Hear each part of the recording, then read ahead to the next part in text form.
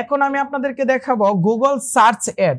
আমি আমার ওয়েবসাইটের সার্চের উপর একটা অ্যাড রান করব। যেমন গুগলে যেন কেউ যেন আমার ওয়েবসাইট রিলেটেড কিছু একটা লেখলে গুগল যেন আমার ওয়েবসাইটকে নাম্বার 1-এ নিয়ে আসে স্পন্সর আকারে। এই জিনিসটা কিভাবে সেট করব এই জিনিসটা দেখাবো। তার জন্য আমি খুব শর্টকাটে দেখাবো, বেশি বিশ্লেষণ করব না। যেগুলো আমাদের প্রয়োজন ওইগুলাতে আমরা কি করব, কাজ করব। আমি যদি প্লাস বাটনে ক্লিক করি, ক্যাম্পেইনে ক্লিক করব।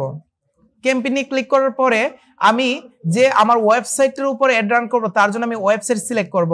সিলেক্ট করার পরে আমি নিচে আসার পরে আমি কন্টিনিউতে ক্লিক করব। তারপরে আমাকে বলা হয়েছে যে আমি যে অ্যাডটা রান করব ওইটা কোন রিলেটেড অ্যাড রান করব ওয়েবসাইটের উপরে। আমি বলবো সার্চ অ্যাড রান করব। গুগলে সার্চ যেন করলে আমার ওয়েবসাইটে আসে। এটাতে ক্লিক করলে নিচে আমাকে বলবে যে আপনি একটা ওয়েবসাইটের লিঙ্ক দেন, যে ওয়েবসাইটটার উপরে আপনি অ্যাডটা রান করতে চাচ্ছেন। তো আমি চাচ্ছি অ্যাডটা রান করব হচ্ছে www.cars.com এই ওয়েবসাইটের উপরে, ধরেন জাস্ট আইডিয়া। দেন এটার উপরে আমি অ্যাড রান করব। এটা আমার ওয়েবসাইট ধরেন। তারপর আমি কন্টিনিউতে ক্লিক করব। কন্টিনিউতে ক্লিক করার পরে আমি অ্যাডের একটা নাম দিয়ে দিব, সিম্পল অ্যাডস লিখে দেই, আর কিছু না। লেখার পরে তারপরে আমি কন্টিনিউতে ক্লিক করে দেন হচ্ছে যে অপশনটা আসবে এখান থেকে আমি পরের অপশনে চলে যাব, স্টার্ট নিউ মানে এর উপর আমি একটা অ্যাড রান করব। এতটুকু সবাই বুঝছি। এতটুকু বুঝার পরে এখন এই যে ইনফরমেশনগুলি আছে এই ইনফরমেশনগুলো আমি খুব শর্টকাট ভাবে বলবো। এখানে কি কি আছে, বিডিং, তারপরে ক্যাম্পেইন সেটিং, তারপর কিওয়ার্ড এন্ড অ্যাসেট জেনারেশন, তারপরে আছে আমাদের কিওয়ার্ডস এন্ড অ্যাডস, তারপরে বাজেট এবং হচ্ছে রিভিউ হচ্ছে লাস্টে আমরা একটা রান করে দিব। ওকে, প্রথমে যদি আমরা বিডে আসি, বিডের মধ্যে আমাদের এখানে 3টা অপশন আছে, 3-4টা অপশন আছে, কনভার্সন ভ্যালু, ক্লিক এবং ইমপ্রেশন শেয়ার। তো আমি যদি ইমপ্রেশন শেয়ারের মধ্যে ক্লিক করে এটা রান করি তখন আমার যে ওয়েবসাইটটা আছে ওইটাতে ইমপ্রেশন বাড়বে। আর ক্লিকে যদি ক্লিক করি ক্লিক বাড়বে, কনভার্সন ভ্যালুতে ক্লিক করলে আমার কনভার্সনের ভ্যালুটা বাড়বে। আর আমি যদি কনভার্সনসে ক্লিক করি তখন আমার কি হবে, আমার কনভার্সন বাড়তে পারে, তারপরে সব কিছু বাড়বে এবারে, যে কারণে আমি কনভার্সনসই রাখবো। তারপরে আমি কি করব, set a target cost per action. এখানে যদি ক্লিক করি তখন কেউ যদি আমার এটি ক্লিক করে তখন আমি কত ডলার দিতে চাচ্ছি ওনাকে, সিপিসি কত দিব। দেন আমি একটা নর্মাল একটা সিপিসি দিয়ে দিব, নর্মাল কম ডলারের মধ্যে দিয়ে দিব। তারপর আমি নিচে আসব, নিচে আসার পরে আর কিচ্ছু করতে হবে না, আমার বিডের নিউ আর কিচ্ছু করতে হবে না। আমি নেক্সটে ক্লিক করব। নেক্সটে ক্লিক করার পরে ক্যাম্পেইন সেটিং, এই ক্যাম্পেইন সেটিং এর প্রথমে আছে আমাদের লোকেশন, আর যেগুলো আছে যেভাবে এইভাবেই থাকবে, এগুলো আমরা টাচ করব না। ক্যাম্পেইনের লোকেশন, তো আমি কি করব, এন্টার অ্যানাদার লোকেশনে ক্লিক করে আমি এখানে দিয়ে দিব ক্যালিফোর্নিয়া।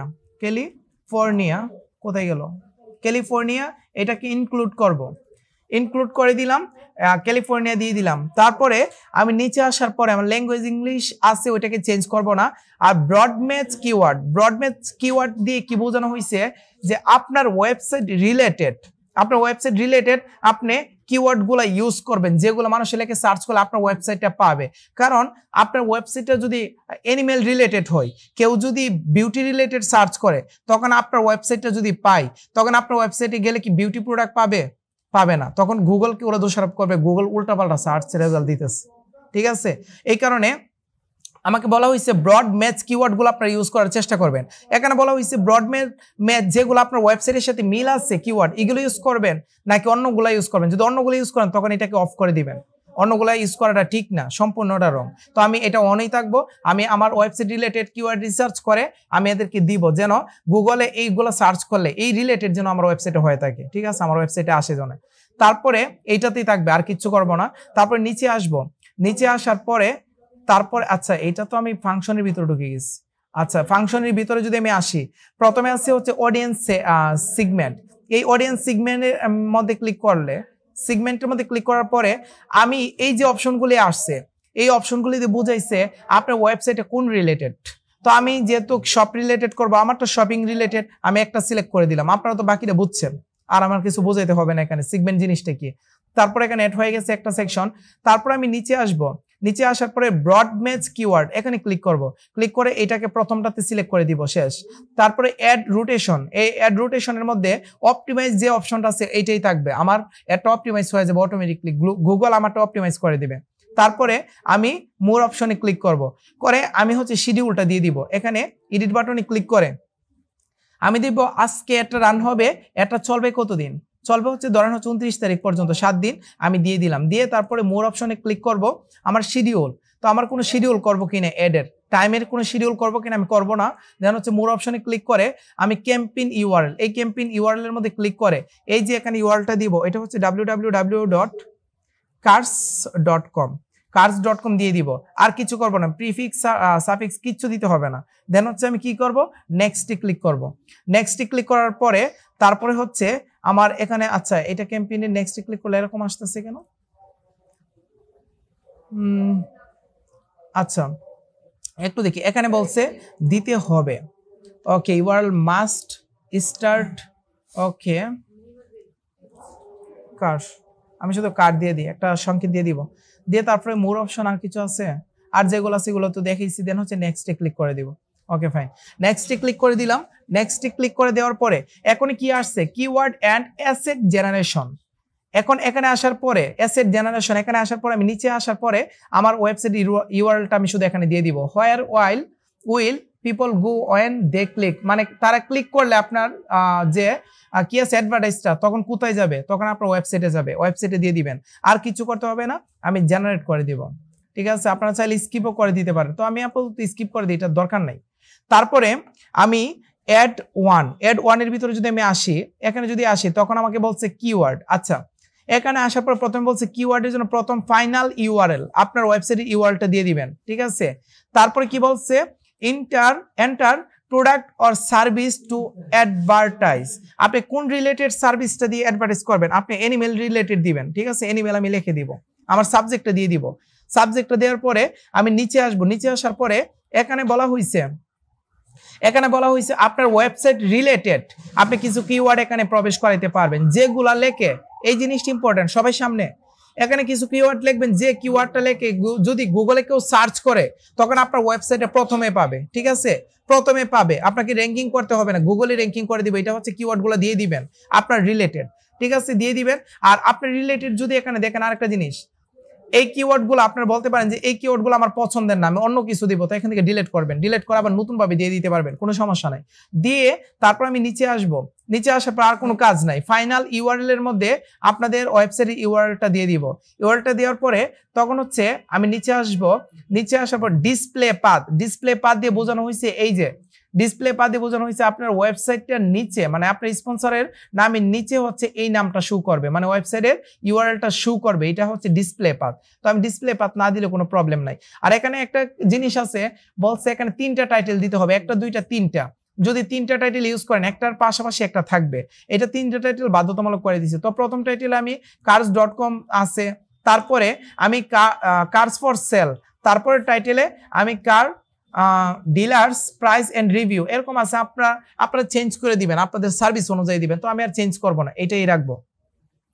রাখার পরে আমি নিচে আসব, নিচে আসার পর টাইটেল আমার শেষ হয়ে গেছে। এখন ডেসক্রিপশন যা আছে এখানে আপনারা ডেসক্রিপশন দিতে পারেন, তবে প্রথমটাতে একটাতে দিলেই হবে ডেসক্রিপশন, আমার যা আছে তাই দিয়ে দিব।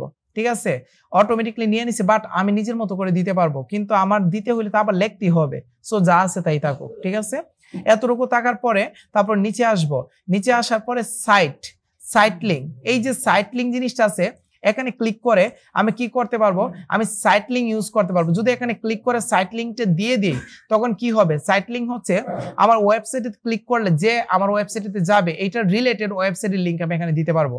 তো আমি এখানে দেওয়ার দরকার নাই আপাতত এখন আমার। ঠিক আছে, দেন হচ্ছে আমি নিচে আসবো, সাইট লিঙ্ক কিছু দিব না, না দিয়ে আমি কল আউট, এই কল আউটের মধ্যেও আমি কিচ্ছু দিব না, এইটার কোনো কাজ নাই এখন আপাতত। আমি নিচে আসব, আসার পরে আমার অ্যাড ইউআরএল অপশন, এখান থেকে হচ্ছে আপাতত তো দিচ্ছি, আমি ইউআরএল দিয়ে দিচ্ছি, আমার কোনো কাজ নাই, আমি ডানে ক্লিক করি, আমার আর কোনো কাজ নাই, এখান থেকে আর কোনো কাজ নাই, আমি নেক্সটে ক্লিক করে দিব। যে অপশনগুলো দেখেছি এটার কোনো কাজ নাই, আমি নেক্সটে ক্লিক করে দিব। নেক্সটে ক্লিক করে দেওয়ার পর দেখেন এখানে কিন্তু কোনো এরর নাই, সঠিকভাবে কাজ করতেছে। এখন আমার বলতেছে, আমাকে বলতেছে যে আমাকে এত ডলার আমার কি হবে, আমি যে বাজেটটা দিছি এই বাজেট মতে আমাকে বলতেছে যে এই বাজেটটা যদি আপনি ইউজ করেন, এভারেজ ডেইলি বাজেট, এই ডেইলি বাজেট যদি $33 দেন তখন হচ্ছে আপনি এরকম একটা রেজাল্ট পাবেন, এরকম একটা রেজাল্ট পাবেন। তো আমি কি ডেইলি এত দিব নাকি আমি নিজের মতো করে দিব? নিজের মতো, এটা আমরা কখনো ইউজ করব না। এখানে বাজেট আছে, আমি নিজের মতো করে দিব। এর জন্য কি করব, সেট কাস্টম বাজেটে ক্লিক করব। কাস্টম বাজেটের মধ্যে আমি দিয়ে দিব এখানে ডেইলি $5।